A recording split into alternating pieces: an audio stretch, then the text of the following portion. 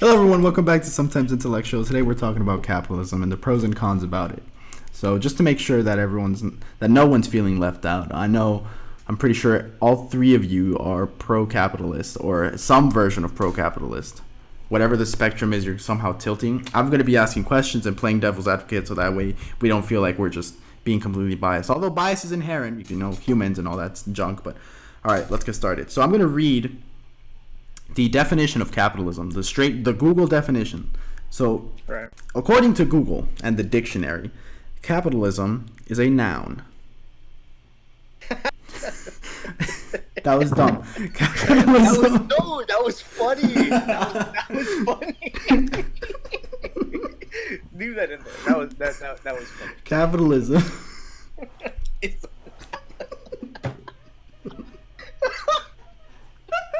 oh man. Okay. Capitalism. Capitalism is an economic and political system in which a country's trade and industry are controlled by private owners for profit rather than by the state. An era of free market capitalism. So that's the Google definition. Now I want you all, because I know you're not all on the same page on the spectrum, to tell me what kind of capitalism you're for. So let's go down the line. Let's go, Ed. I have you on top. So All right, so I'm more of like a free market type of guy. Like I lean a little towards laissez-faire, like not like a pure laissez-faire type-ish fiasco, but I definitely believe that the government should have no real hands in the way the free market economy works. Is that basically just leads to like this cronyist corporatist like entity like the one we have today, and that's an entity I really do not align myself with whatsoever, as that really just creates a lot of corruption in Capitol Hill, and it creates a lot of really unjust economic scenarios for the majority of people. And I think that if we kind of didn't do that, society would be a lot more nice. And to be quite frank, yeah. So all right, so let's move on to Justin. I'd have to say I'm kind of with what Ed said. I think free enterprise or free market would is helpful, and the private ownership is beneficial to some extent. That where you would need regulation is to inhibit what the cronyism has contributed, unfortunately, to right now is what we see capitalism. But yeah, probably free market with some sort of regulation that prohibits benefits or unwanted profits, I suppose. But yeah. Cool, Nissi. What's your take on this? Yeah, I think so. When it comes to an economic school of thought, I think I definitely adhere to a new Keynesian uh, philosophy, meaning that I am pro market, pro capitalist, but unlike my two friends here, I actually believe that government intervention is necessary when markets fail. Um, so I think Well, what do yeah, you mean by what's the extent of like government interference? so we can look at, like, for example, the CARES Act most recently. I think that's the perfect example, right? Supplying states with additional unemployment benefit funds, right? So, for example, that's a good government safety net. To again, when you have unemployment rate as high as it was, you want to see good government. You don't want to necessarily see an overreach of government, but you do want to see government intervention to where we can see that it benefits society, it benefits the social fabric. Currently, in people and the media's and the masses, the debate right now is whether it's socialism or capitalism. So I want you all to answer which one is more sustainable in the long run. What's better for the country? And if you could give me just a little background, so it's not like a yes, it is. Capitalism, easy. Why? So I think, well, let's look. Let's. I think for me, I think my support for that position is a historical one. So, for example, going back to like the early 19th century, it was about when about 80% of the world population lived in destitute, right? Lived in extreme poverty. Uh, Capitalism allowed for world poverty to be almost eradicated, right? So I think the World Bank reported about this was about a decade ago, where the World Bank reported that I think only 10% of the world lives in poverty, right? And I think looking at the empirical analysis of countries like India, China, Japan, right? Uh, Capitalism, right? Not a planned economy, not collectivism, saved billions of lives. And then when you look at collectivist, pseudo-Marxist, socialist regimes, Stalin, Pol Pot, Ho Chi Minh, Lenin, Mugabe. I mean, these regimes and again, the empirical record speaks for itself. So, what would you say to someone who says that socialism could fix the poverty that is still present in capitalism? So here's where I think I may be of different opinion with Justin and Ed, because here's my take on this: is that I don't think the question is this actually. It's not if the United States will ever be socialist; it's how socialist are we. So, for example, programs like Social Security, Medicaid, Medicare, right, are elements of socialism, right? It's redistributed. It's an allocation of taxpayer dollars, right? So, but what we want to do is have good interventionism, right? A good uh, incentive to allocate tax dollars and redistribute them when need be. So I know Ed and I may actually have an agreement here on universal basic income. That, if you want to be technical, by definition, right, could be, you could see some elements of socialism, right, or of collectivism, right? It's a redistribution of wealth, right? But for me personally, I would emphasize it's more of a tunneling of the individual, but that's probably a subject for another day. Ed, Justin, any thoughts on that? I could agree wholeheartedly with that. That sounds fun. That sounds like a very. I love these. So, but it's at the same token that when we get to proposing these ideas, there are always going to be those individuals who are going to somehow strawman the argument. But yeah. Yeah, man. I mean, like, to be quite honest, I think at the end of the day, capitalism is just more sustainable, as capitalism is the only real way, in my opinion, to kind of quench the greed of humanity without going through what Franz would have called, like, the political means. So, like, that's basically like the seizure of another's goods or services by the use of, like, force and violence. And the state's doing that, basically, meaning that there's like a hierarchy in which someone takes and takes and takes and doesn't truly give back, as at the end of the day, to establish this kind of purely socialist rhetoric, you need a state in play to do so. The people will never truly come together and collaborate in that sense. And that's what makes, like, the concept so utopianist. Like, dude, we can barely come together to agree that, like, racism is wrong. Like, what makes people think that we're gonna come together and redistribute, like, our labor? Like, and I'm not saying, like, I wouldn't like that. Like, it's utopianist for a reason. It's a great concept. It's just not. I don't see myself being alive in any time where that would be a possibility.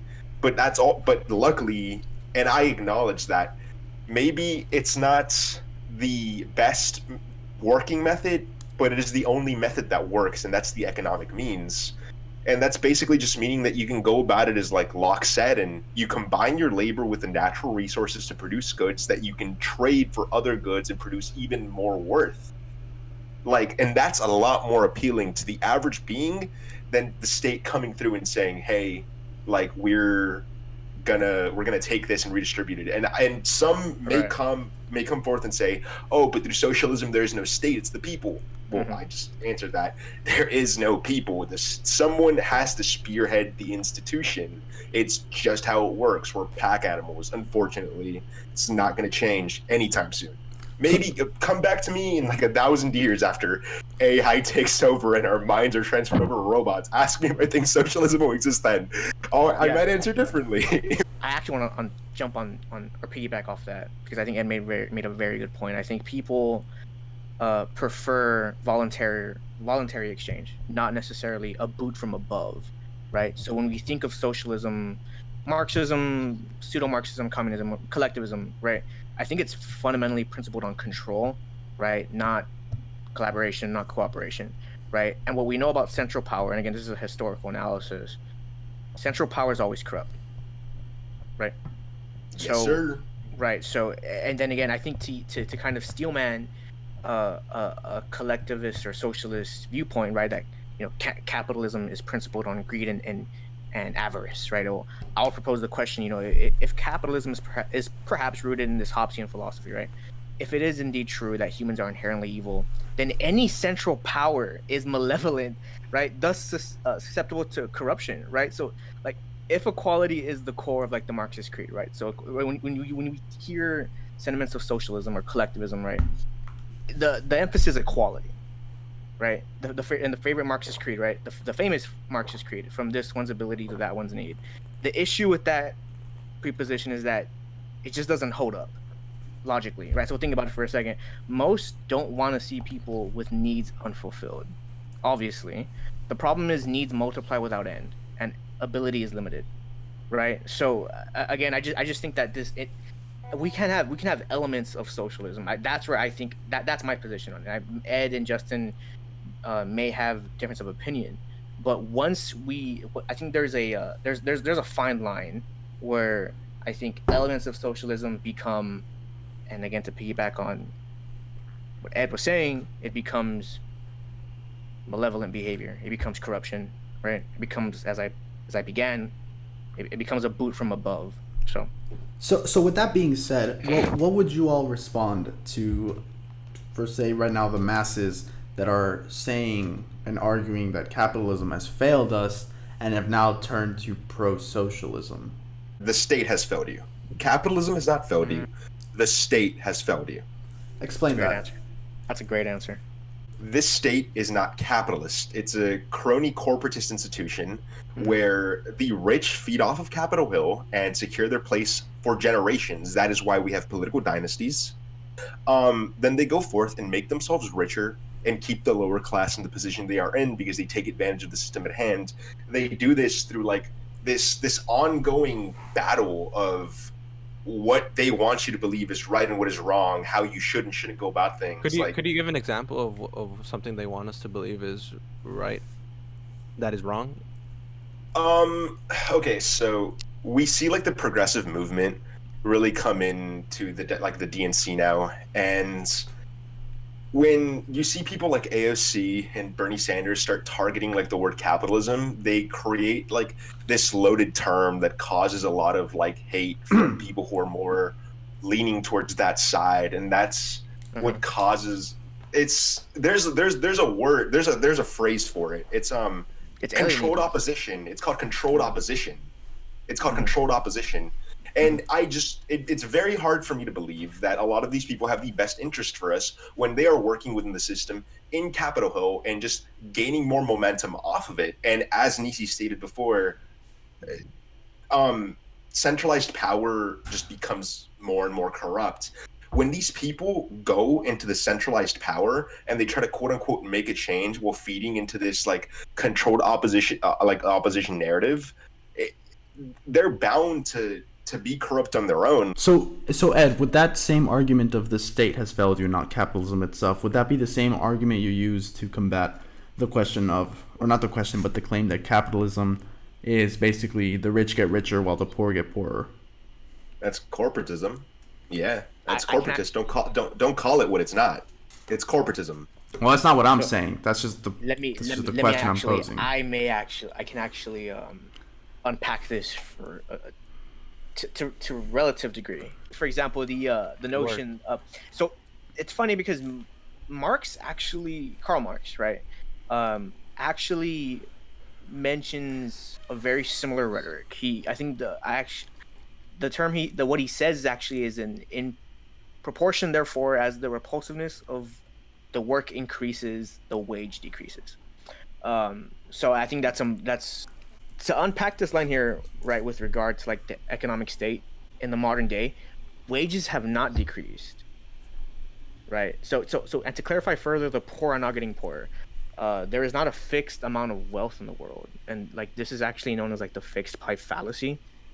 However, like wages have stagnated dramatically. That much is true, right? I don't think we've seen a raise in wages, and I'm gonna swing at it right here. I'm gonna say 10, 15 years.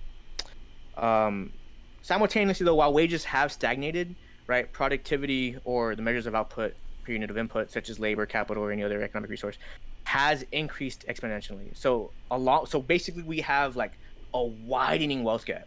So I think that's the issue. It's not so much that like the rich are getting rich, the poor are getting poor. It's just that for middle class Americans, um, again, the wages have stagnated, right? Wow, you know what? And this is where I think Ed's notion, or Ned's, I would actually say fact of corporate capitalism, is where you see, and by means, and I don't mean to entertain this too much, but by means of the state, which, when again, where Ed is correct, I think the state has failed you, not necessarily capitalism. Um, Due to corporate capitalism, due to incompetency by the state, you do have again a widening wealth gap here.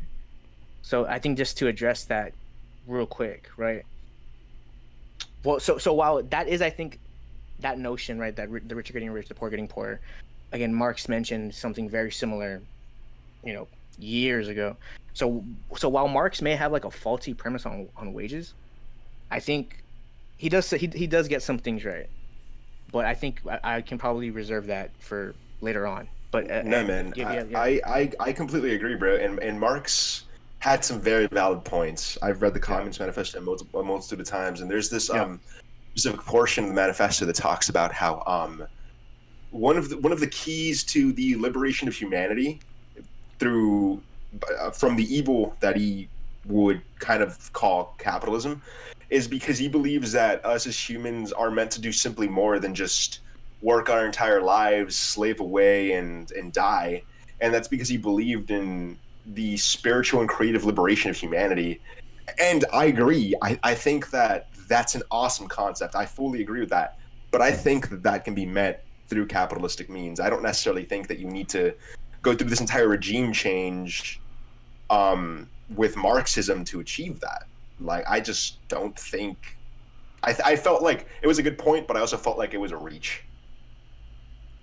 So how would you debate or argue the question of how people say that capitalism supports racism and sexism in America? Dude, I just don't understand how those even correlate, as capitalism is basically leaning towards like the individual rights. Like, it's the individualism of the being that creates like a proper capitalistic world. How are you going to sit here and say that capitalism creates sexism and racism? That's a legitimate question. If someone could answer that in the comments, like, I'd like to hear the perspective. But I really just to answer that question, the point of views that I've heard on how it's racist and sexist because we earn a lot. The government earns a lot more money, and businesses as well earn a lot more money from women than they do from men because of how overpriced hygienic products are for women, and quality of life things such as clothing and everything is way more overpriced than anything a man has to pay. And racist because it's the common stereotype that it's very hard to become a successful rich man or woman if you're a person of color. In a proper capitalist institution, you would have enough competing powers to be able to make those resources as cheap and as accessible as possible. But due to like the government hand in the current system, you basically have a safeguard against any real competition. And as for the racism, I just really don't think you answered the question. I just think you kind of said, hey, they're not making any money. To address Gene's well, these aren't my like, I didn't come up with these questions. Right. So I know Gene's playing devil's advocate here. But so for example, the sex that capitalism is sexist because of, let's say that feminine hygiene products are more expensive than that of men. Those are results of market mechanisms, right? Simple supply and demand, real economics 101, right? That isn't necessarily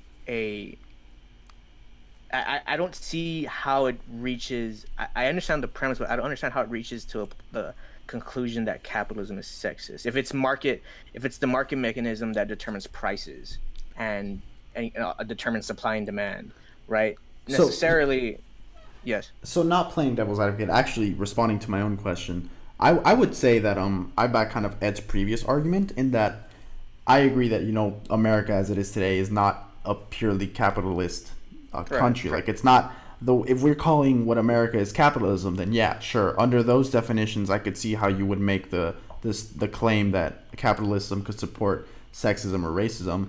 But due to the fact that it's not actually capitalist, it's more cronyist and whatever. What was the word, Ed? So I don't misinterpret you. Crony corporatism. Crony corporatism. I would just say that it's not that capitalism has done those things. It's that the way that you view capitalism through America and the fact that you label America as capitalist is what is the problem. That you're Dude, you're trying to view capitalism through a broken lens, and that makes no sense to me. Like, how can you hate something you've never experienced? So what do you guys think about the notion that, if I may pivot here, and it's actually very similar to like Gene's question, like the notion that, for example, I think as all of us may see, I think everyone here has a Twitter, or at least we're on social media in some form or manner.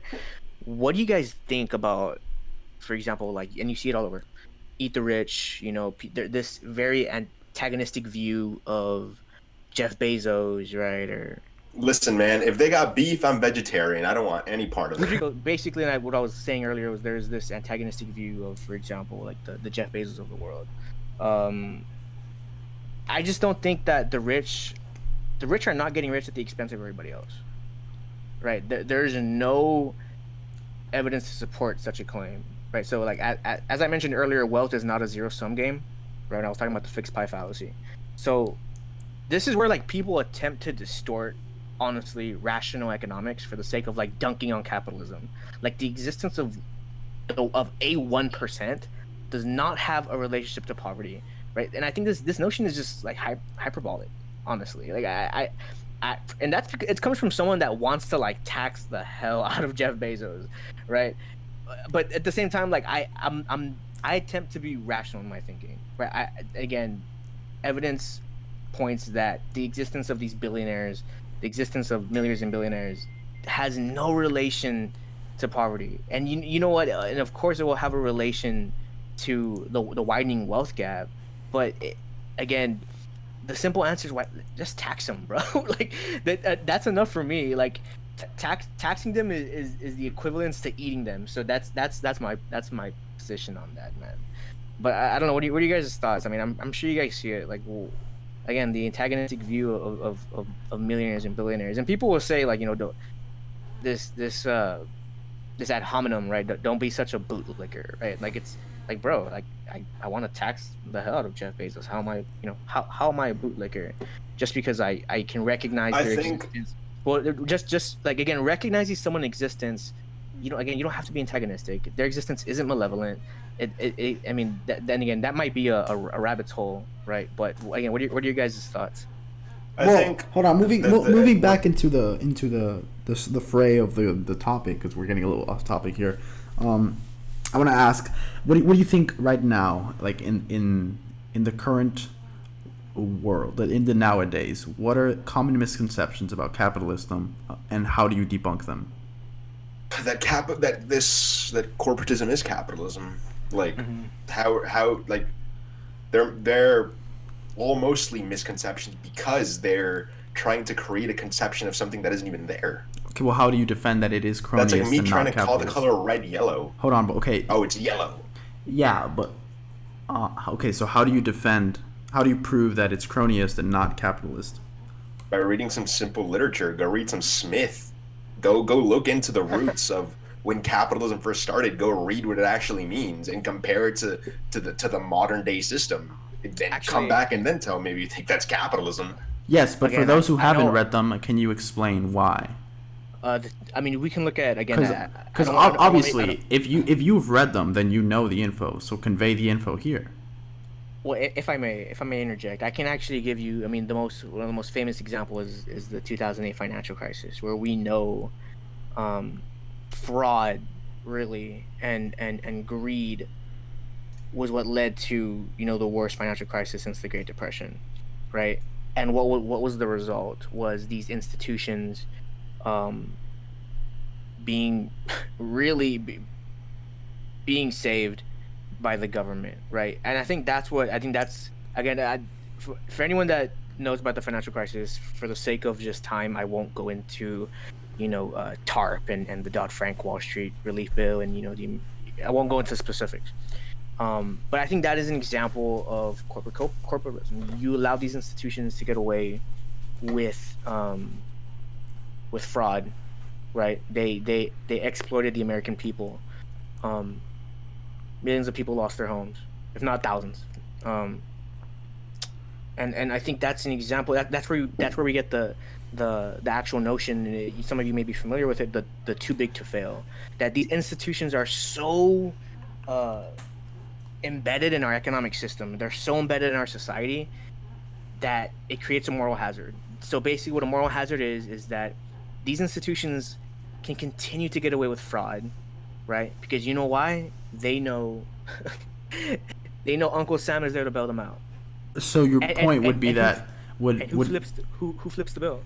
The American Man, the American you just taxpayer. don't miss, bro. You just don't miss. This entire episode has gone by. No misses. No misses. None. Well, it's true. It's true. None. So example, I think that's where the sentiment comes from. Like again, we live in a corporate capitalist society, as mentioned, right? And I think that's really the best example to provide with that. Again, in this utopian capitalist society, this wouldn't have happened. We wouldn't have bailed out, these institutions. But hey, that's we. So would your argument here be that it's less of capitalism that is, I'm sorry, that the problem is in capitalism, but rather the corruption inside capitalism, or what is called capitalism? Exactly, but to kind of, and this is where I think I may like deter from Ed a little bit, is where he says, you know what, the state has failed. At the same time, though, I think the state has a role to play. So, for example, it was about in 2018, where for someone that I vigorously disagree with, Bernie Sanders, he proposed a bill on the Senate floor to break up some of the largest U.S. banks, right? So I think it was like J.P. Morgan Chase, Wells Fargo, Bank of America, Morgan Stanley. There are 6 U.S. banks, and that's something that I agree with. Right, because these institutions are so embedded in our fabric, in our economic system, that it institutes a moral hazard.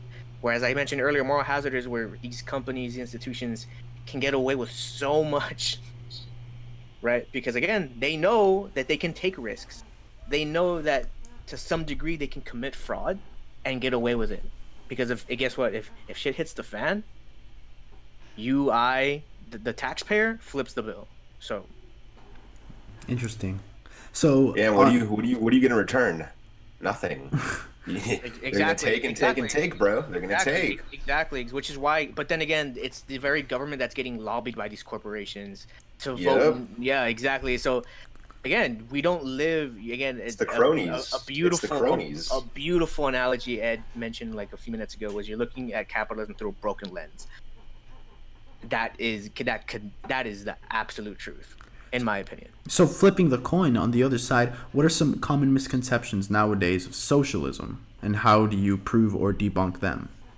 Dude, that Soviet Russia and Mao's China were socialist. Like, dude, those were full on like corrupt, Marxist like wannabe regimes. communist regimes. Yeah, like I absolutely hate, and this is going towards like the right when they come through real boldly and start talking about, oh, like what about the Soviets and Mao's China and Cuba and Venezuela? Look at those socialist regimes. Look at how they've destroyed the country. Nah, dude, you know what destroyed the country? Look, I'm gonna say it. It was destabilization. Like that's what happened. Like they were destabilized. They weren't allowed. They weren't really given the chance to like try to prosper. And in reality, my opinion is that they wouldn't have flourished either or. Like they would have cannibalized, within their own economy. Like it would have failed. However, like, how are you gonna come in here and say, "Oh, these were socialist rhetorics. That's what Bernie Sanders wants." That's not what Bernie wants. He doesn't want gulags. Come on now. Like that's ridiculous.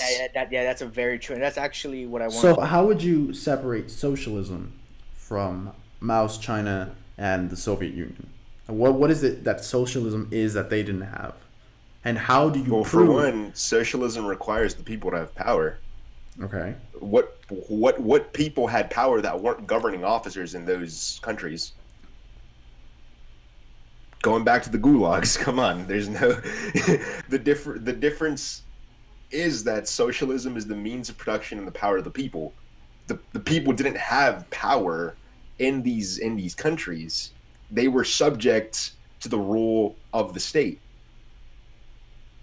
Good point. That's the difference. Like there's no, Yeah, and that's I why think, like yeah. I think there's actually like a misconception. So I think to like not necessarily steer away from this, but like Paul Krugman actually points out that Bernie Sanders isn't necessarily a true socialist. So like why even use the term democratic socialist?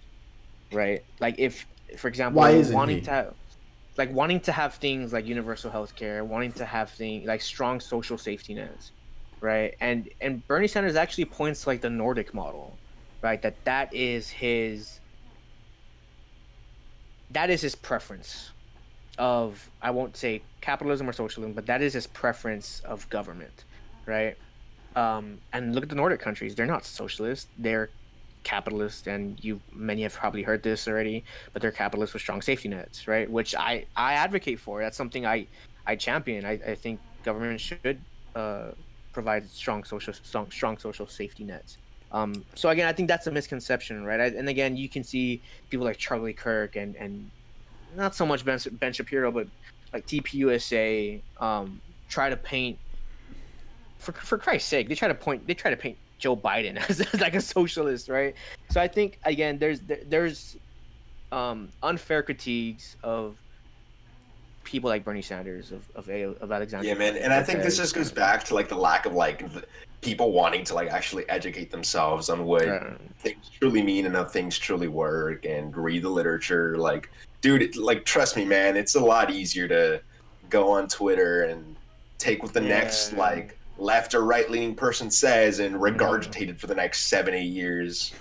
Like that's the reality of it. I'm Funny sorry you to say say. that. Funny you say that because I think that actually answers the next question, which I think I'll answer, which is, what is the problem with the capitalism v socialism debate that is very prevalent now? And I think that the problem with it is that it's not a capitalism versus socialism debate. It's what people like to think capitalism is versus what people like to think socialism is. Because if you're going back to viewing capitalism through the wrong lens, if you're viewing today's America as capitalism, well, then you're not arguing for capitalism. You're arguing for what America is today, which is not capitalism. And if you're arguing for socialism, most of the people who are arguing for socialistic tendencies are just people who want free everything.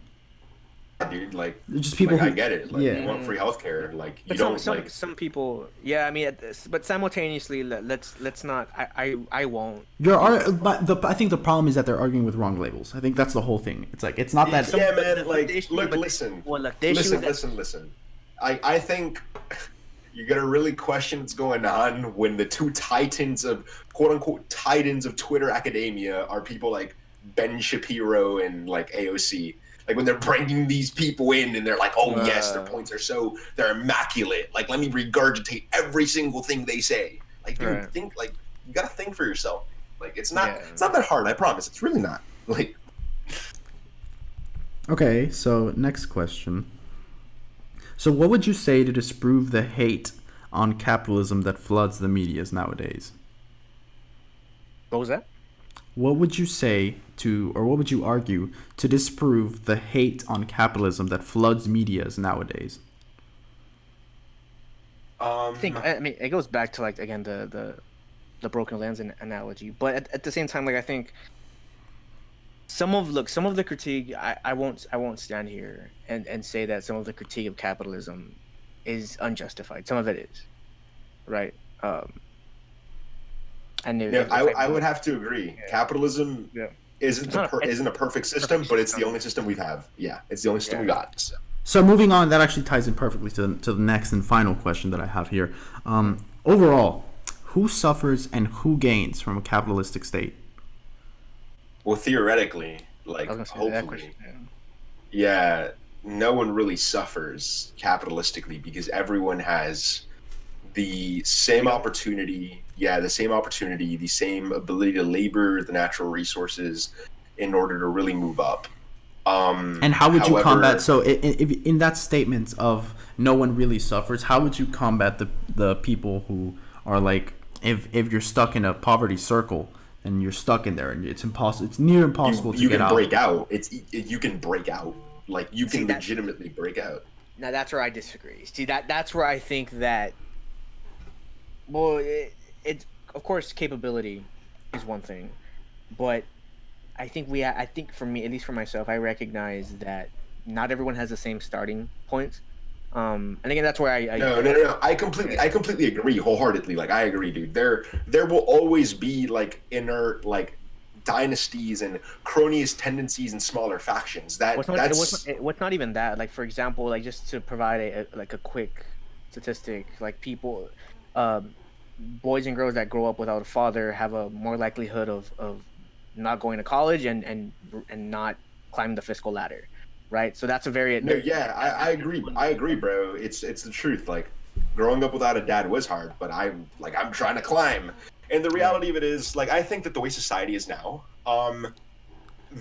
that has never been more true. Like what you are saying right now is immaculate, I would like to say, because it's facts. It's straight up facts. And I think that if we really wanted like the ideal capitalist society, we should have done it from the start. At the point we are in now, in the direction that Nissi leans, that is a lot more fathomable. That is a lot more realistic and a lot more achievable. So now, to be quite how frank. how do you combat if you say that nobody loses in a capitalistic state? How do you combat when someone say like if you look it up, like the cost of living in America is constantly rising slowly, but it's rising, the cost of living, while minimum wage has stayed the same relatively. So how do you keep up with someone who is who grew up poor? I'll correct myself. Hold on. I'll correct myself when I said- Finish. Hold on. Let me finish. How do you combat when someone who's living in that America where cost of living is rising while minimum wage stays the same relatively? How do you combat when someone who grows up in a poor community, doesn't have that much money, can't afford education, and add on top of that, is maybe physically handicapped? Someone does not want to hire them because if you need experience to get hired in multiple places, where are you going to get that experience? Because if you need experience from a job, if you don't get hired and you can't get hired. You provided like a very extreme anecdotal. Well, because that's I think oh, it happens, right? Yes, those it does. It's realistic though, and I'll answer your question the best I can. So I'll correct myself. That's not true. Like not nobody suffers. That's a lie. There is no such thing as a system where nobody suffers. Realistically, right? However, it does go back to like my earlier statement. Like capitalism may not be the perfect system. Well, that's why I wanted you to answer truthfully, because the next question is going to depend on how you answer it. So now that you've corrected yourself, who suffers from a capitalistic state? I would definitely say people who don't have the means to provide the natural labor to the natural resources that they are trying to kind of utilize as a means of moving up.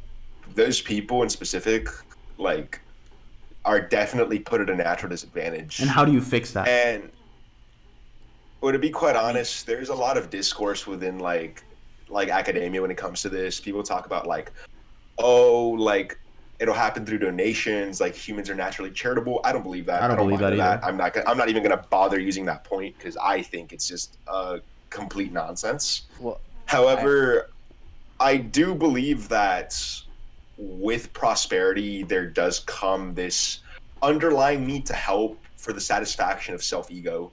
Even if it is, and we can. This is the debate of is it a good thing if you're just satisfying your own ego. That's a whole different debate. However, if like these people are to be helped by more charitable people in the name of satisfying ego, then that's really the answer. If not, then unfortunately people do suffer. But there, as I stated before, there is no system in which people don't. But in my personal opinion, this system creates the least amount of suffering.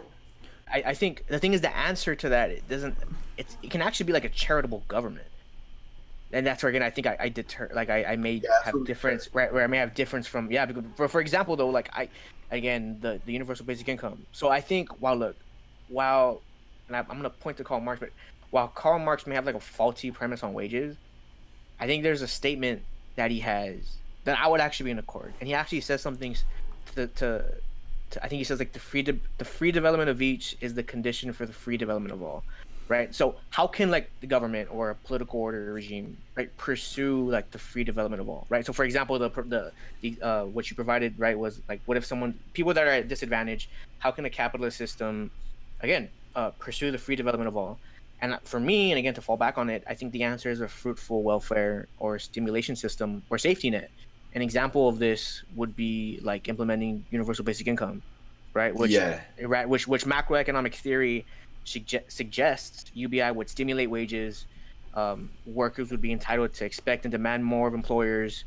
They're in line to negotiate for higher wages, and employers would be almost obliged to agree, right? So UBI would Yeah, and I possibly can actually share. agree with that. Like the way the system is now and the way we have to pivot, I think that's one of the better and more realistic ideas, as UBI can act as a safety net for people who don't have the means to really, like, I guess, like achieve what they're seeking because of certain means. However, it's also a great way to wean people off the welfare state. Yeah. It's a fantastic way to do it, as not only does it create like incentive, but it creates the opportunity, because when like what people can do when this fear of like losing your job or stressing over rent is gone, like that is probably when we are the most innovative. Cool. So And I know there's gonna be like someone who's super pro-socialist that's gonna twist my words in the comments. If they're gonna be like, well, if it's so innovative, then why don't we just not have capitalism? Well, I'm not. Yeah, so I don't know. So we're done with the questions that I found, but I have a question that I want to answer, that I want to ask, actually. Sorry. So, if we were hypothetically moving into a capitalist America, where America adopts like actual capitalism rather than the system it uses today, how would you fix? Because we all believe, all three of us believe that that humans are inherently not evil, but humans aren't inherently like good. We all have like egotistical tendencies and Yeah, greed we're and starting shit. yeah, Like, built we're in always like trying to built-in greed and shit like that. How would you combat the inevitability of corruption in a capitalistic state that would eventually turn it back into the quote-unquote failure that we have today? Are you asking how can we avoid How would you so putting it plainly, avoid like the perversion of capitalism? how would you avoid corruption in a capitalistic state, in a pure capitalistic state, to avoid it turning into what we have today and starting the cycle? Here's I think the premise is wrong, because I think there will be corruption anywhere. Well, then we need to talk about. There would be even in a pure capitalistic society, Yeah, man. If there was no corruption, dude, I'd be advocating for socialism right now. Yeah, exactly. Well, then the question is, how would you? Because the whole point of everything we've been saying, everything we've been saying in this podcast so far has been like, oh, what is happening in America today isn't capitalism. If we're arguing on the basis that we should have capitalism, we need to talk realistically. And if we're saying that realistically, if capitalism started, it would corrupt back to what we have now, then isn't what we have now technically capitalism because it's rooted in that? That's not if you apply the proper precautions. No, I think that's kind of that may be a slippery slope fallacy. I think it definitely is. It totally is. But how do you defend against that? The thing is, I disagree very much with the premise. Like, I first and foremost, like, to even say the end game here for me, at least again for myself, the end game here is not reaching the highest point of real capitalism. Right. Again, I advocate, to be quite frank, at this point, that's not even possible. Exactly. But I'm more of a mixed economy. I'm actually, as I mentioned earlier, I'm more of the Keynesian. I'm more of a Keynesian guy, right? So I like to see government intervention when need be. And the question, honestly, for me, is just more vigorous government oversight of institutions. Again, breaking up banks, as Bernie Sanders advocated for it a few years back. That's how you can get to the closest of the ideal capitalism in America, right? Where you know what, the little guy has a chance, right? Yeah, dude, smaller hand in playing the economy. kind of taking away from like the corporatist tendencies within Yeah, Capitol Hill. So we exactly, stop because like corporate yes, donations. We stop yeah, like major lobbying. Yeah. lobbying. Because guess what? If corporate institutions didn't, if they weren't too big to fail, we wouldn't be seeing socialism for the rich. We wouldn't be buying out these institutions. So, like as I mentioned earlier, breaking up banks, right, having more government oversight, would avoid socialism for the rich, right? And again, it really tunnels the individual. And I Yeah, think yeah, that, yeah. and yeah, And yeah, now that we're moving out of the theoretical talk, like now that we're actually coming into like the real world and speaking on the real world issue and what like is achievable, I wholeheartedly agree with Nissi. Like I think that is legitimately the direction that we need to go into. We need to establish like a proper safety net for the economy and kind of remove this large hand of the state in the economy and push it away and just kind of not destroy it completely, but minimize it as much as possible in order to give us the common man a better chance. Like it's not we're like you're not trying to like achieve this high peak of capitalism anymore. Like that's gone. Don't you shouldn't even try to achieve that anymore because it's not going to happen. However, we can correct certain mistakes that have been made in the system and make the system a lot better. I think to answer my own question there, I think now that, like Ed said, now that we're moving out of the theoretical into the realistic, I think the height of the conversation that we're having right now would be basically just establishing that, because most of the questions that I asked today were based around the current debate of socialism versus capitalism.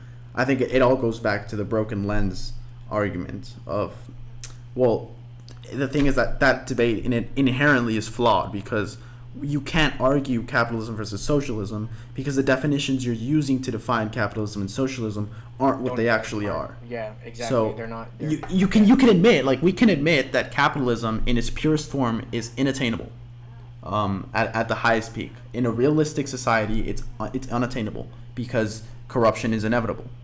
But you can hold the same argument that at the same time and also speak for that capitalism is, in that argument of capitalism versus socialism, the better choice. Because like Ed said, in a perfect world, theoretically, I'd go for socialism. But the thing is that we're not in a perfect world.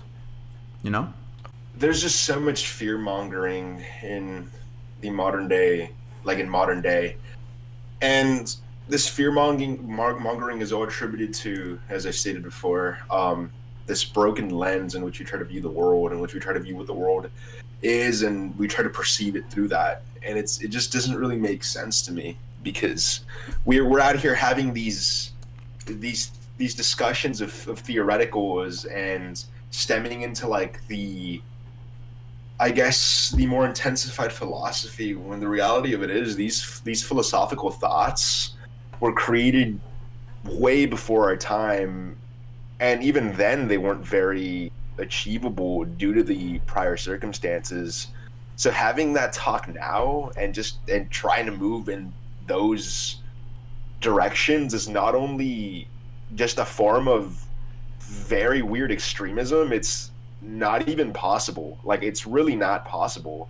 We have to take into account everything happening right now, all of the reigning powers, the way we function, the dynamics of the economy with the state, the way the state functions, the anatomy of it all together.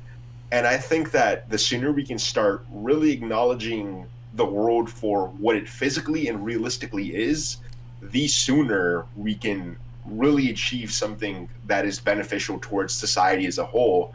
Because yeah, sure, I think it's fun to sit around talking about Marx and Smith and Locke and Boulanger and Franz and all of these minds who have a lot to say, but the reality of it is these minds had such extreme philosophies that aren't achievable anymore. Like, what are you gonna do? You're gonna keep talking about it. You're gonna keep debating it. Sure, awesome. I encourage you to read the philosophy, like the literature. But the reality of it is, you've got to focus on what's happening right now, what is achievable right now. We need to stop trying to achieve this utopianistic illusion that has been created. It's just so absolutist. Like, why are we so keen on oh, it has to be capitalist or socialist? Like, it has to. If not, it will fail. Like, why? Like that, like the systems some of these people worship aren't even purely that. They're a mix of the two. They take specific aspects, the best working aspects, and put them together. Like, why are we so keen on just like being such extremists for these philosophies on either side? It just doesn't make sense to me. But maybe someone could answer that. I don't know. I think you phrased it perfectly. And But speaking of, we're actually yeah. kind of running out of time now. But I think the main gist of, and even if I sound like a broken record, the main gist of the conversation was that one, if you're going to engage in the movement now of capitalism versus socialism, that you need to understand, everyone needs to understand what they themselves view as and define capitalism and socialism out to be, because in reality the debate isn't capitalism versus socialism, it's current America versus Bernie Sanders America, for example. Not saying that that's what everyone sees, but usually no one is arguing capitalism on itself because they believe that today's America is what capitalism is. So I think that the main gist is do your own research, make your own opinions, and just don't take everything for surface level. Make sure you read and know what you're talking about. Better educate yourself, and just remember, like, every day we're trying to educate ourselves better too, and we all have to do that as a society in order to progress properly, in order to further make the changes that we want to make. And we're all still learning, and that's okay.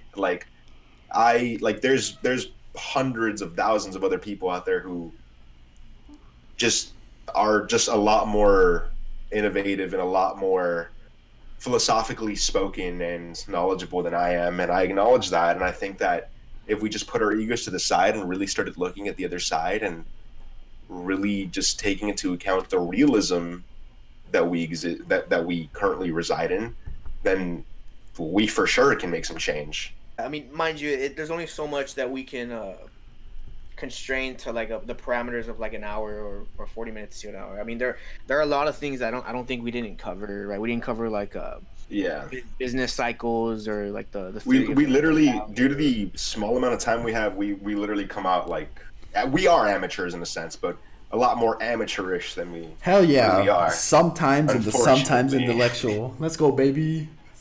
Anyways, if you enjoyed, make sure to reach out to us on the comment section if you're watching on YouTube, or if you're watching on Spotify or any other streaming service that we might be on already. Feel free to shoot us a DM on our Instagram, which should be in the corner if there's an image on your screen. If not, it is sometimes_intellectual. We'll see you later. Thank you for tuning in, and we hope you enjoyed. Peace out.